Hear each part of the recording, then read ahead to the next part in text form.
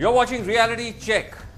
Tonight, we turn our gaze to try and decode the alarming outbreak of violence between the India and China border last night, something that we have not witnessed for over 4 decades, where at least as far as we know, 3 Indian soldiers have been killed, an officer and 2 Jawans, and there have also been, we believe, casualties on the Chinese side as well, but we don't have too much details. What we have are at the moment fairly bare-bones statements by the Indian government, essentially saying that there was a violent face-off that took place yesterday in the Galwan Valley, which is in Ladakh, along the China border, with casualties on both sides.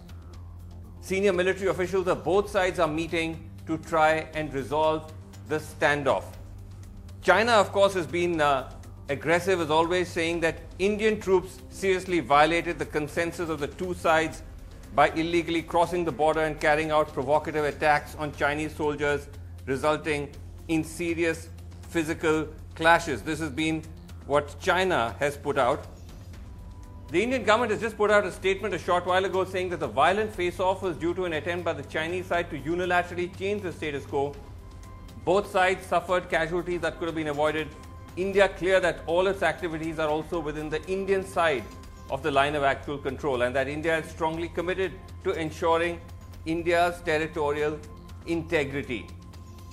So it's still tense, and we still are waiting for more information. One of the things that we've also learned is that there were no actual guns fired, no bullets fired, but that this was casualties using stones and batons.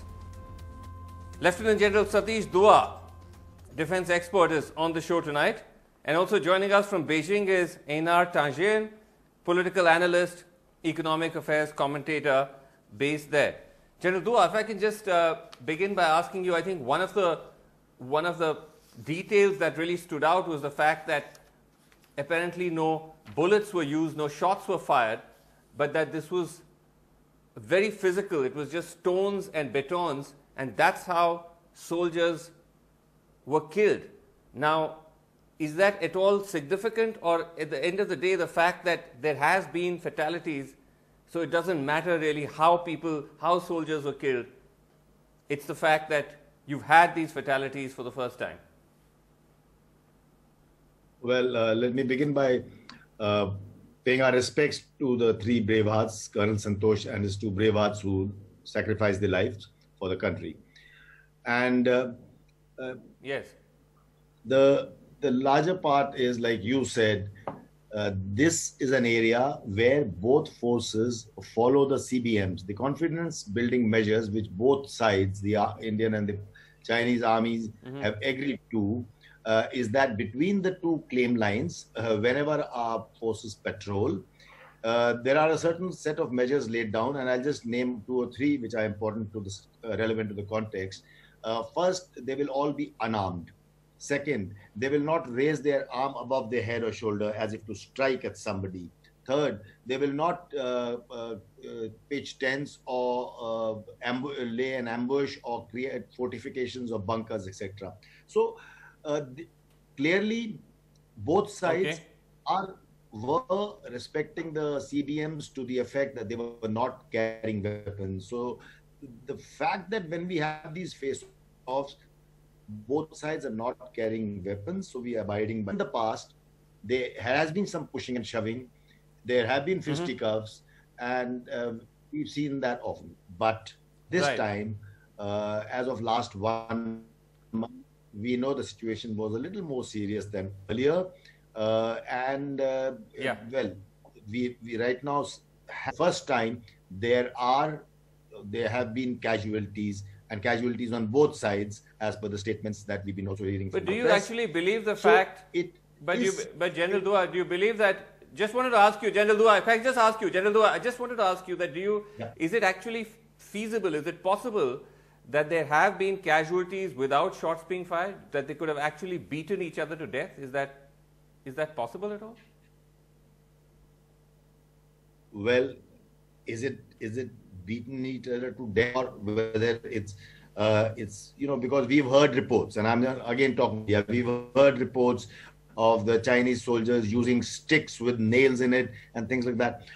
How it came about will be known. I mean, it's only a matter of time. But that is for sure that they did not carry weapons. And that is something that the both armies have been abiding by it. So yes, it's a very tactical situation. Happened at a point of at one particular point. It is localized. So you try to so you try to avoid. Okay. Let me just bring in Enar Tanger. Enar Tanger, thank you for joining us. Now, what is going on exactly? Why would China, because these sorts of skirmishes, as General Dua points out, though unfortunate, are routine. They have been escalating though. But any understanding from what you're hearing, what you're picking up from Chinese media, from the government, as to what could explain this dramatic and worrisome escalation? Well, the only thing that I know for certain is that the Chinese side has made formal representations to the Indian Indian ambassador to China, indicating that they believe that Indian troops came and attacked or tried to take over a position that was being held by the Chinese while there was supposed to be a de-escalation in place. So I don't know. I've heard representations from both the Indian side and the Chinese side. I was not there. All I can say that it is very regrettable that anybody died. It doesn't matter whether it's bullets or rocks. The families of these people are going to mourn them, and this is a senseless tragedy. It will not add anything to the situation, and it will certainly detract. At this point, the only way of really resolving this is for it to go up the chain. It needs either the attention of the foreign ministers directly or, in fact, a phone call and direct communication between the leaders of the country. Right. Anant Krishnan is also joining us. Anant was, of course, posted in Beijing for a considerable period of time. Great to have you, Anant. Now, Anant, I saw you tweet that you tweeted, I think, something that Enar Tanger referred to, that China has actually initiated diplomatic contact with our diplomat, with our envoy in Beijing. That's correct, Srinivasan, and the Chinese Foreign Ministry said that they had lodged a solemn protest.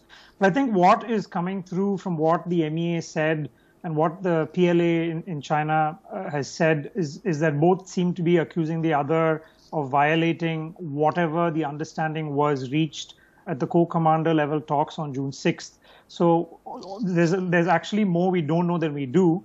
But what seems to be the case from both statements is that some kind of process to disengage was underway, and now each side is accusing the other of violating that process that led to this violent confrontation on June 15th. But Srinivasan, I think we should also keep the broader picture in mind of the past month-long standoff, and especially Galwan area in particular.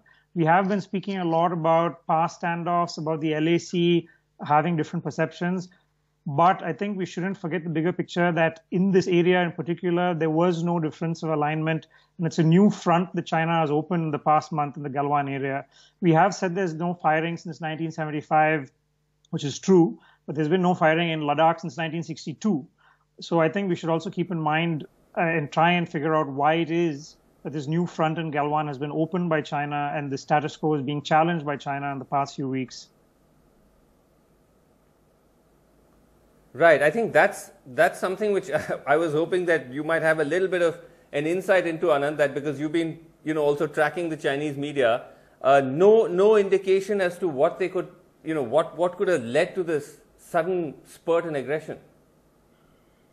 Well, Srinivasan, the trend that's been coming out from the Chinese media recently is that they've been highlighting over the past month, they've been highlighting India's Article 370 decision last year and the changes therein. But quite frankly, it seems to be a post facto explanation rather than an actual motivation, since it doesn't hold water, because the changes that we made internally did not change the external boundaries in any way. So it seems to be a post facto justification. Regarding the real motivations, I think that we have to really wait and see what that was. Okay, Anant Krishnan, pleasure to have you as always. Let me just go back to General Dua. General Dua, now, you know, there's been, as always, the response that India is going to protect its sovereignty, it's going to ensure its sovereignty, and of course there will always be a section of opinion that says that we shouldn't take this lying down. Now, I don't know if you subscribe to that, but if you do, what exactly can India do? I think that Indian Army is capable of defending the LAC or all its borders, but we need to continue to strengthen both our infrastructure, that is talking of the road infrastructure, to which also the Chinese forces seem to be objecting. And we also need to continue to modernize the Indian armed forces as per the requirements of time. Now, the road infrastructure is very relevant in this case. But that's a kind of defensive. Yeah, General Dua, that seems to be somewhat of a defensive posture, though. Are you saying that we should just build up our strength and that's what our response should be? There's no question of trying to retaliate or any of that. All right, hear me out. So all I was saying is that we need to continue to doing as far as road infrastructure is concerned, to which the Chinese forces seem to be objecting, specifically in Galwan. That seems to be the objective. Like you just heard, that this is the first time that has happened over here, because that the DSDBO road is very, very relevant over here. And so what I was saying is that we need to continue to build that infrastructure, because that is really required in our capability to defend our LAC there in a meaningful manner. But to this incident, the incident that has taken place, or as far as the flare-ups on the line of actual control are concerned, surely we cannot just let it go by. I'm talking now as a military man, we cannot let it go by. We must have efforts to continue to resolve the issues and have talks. For that, Delhi, there are different level of talks going on. There is the MEA that is plugging in, the diplomatic level talks going on. But at the tactical level, we need to make sure, firstly, the tactical commanders will have to find some position of strength. Wherever in a tactical situation, they need to make sure as to how to leverage them in a position of strength. Even if we have to negotiate, we have to give our negotiators a position of strength. To create that, I will leave that to the tactical commanders. But a position of strength. Have to create those leverages. That should be right. So you're saying we should negotiate from a position of strength. Let me. Fine. Suhasini Haider, National Editor, Diplomatic Affairs Editor, The Hindu, joins us. Suhasini, this has been worrying to say the least, all the more because all this while the impression given by the government and its allies was that all was well, that China was backing off, and then suddenly you have this.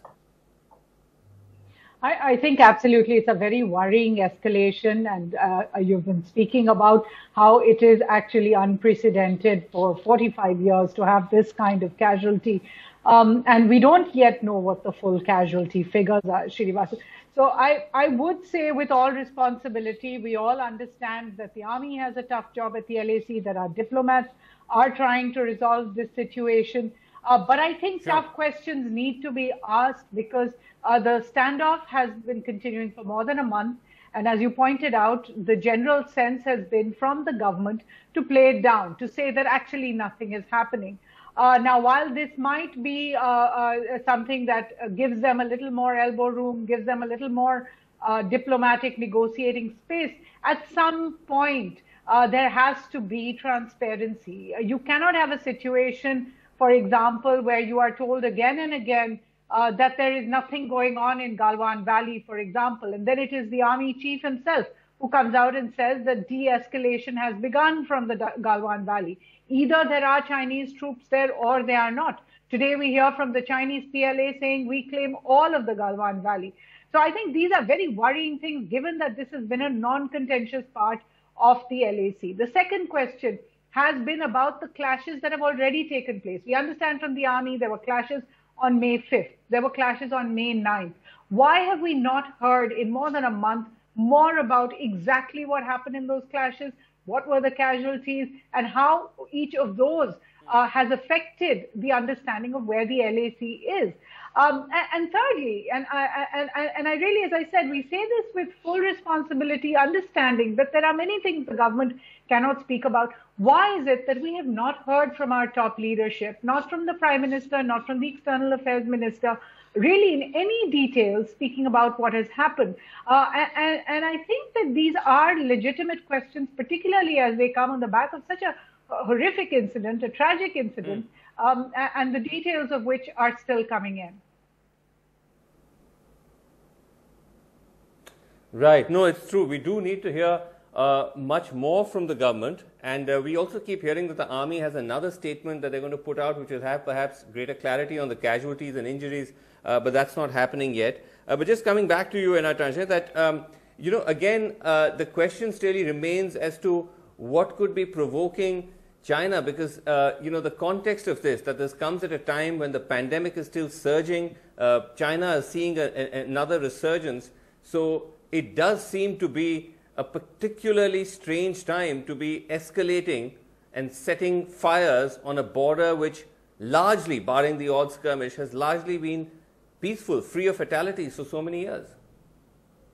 Yeah, as discussed before, I mean, China has been bothered by the road building and also by the change in status of Kashmir.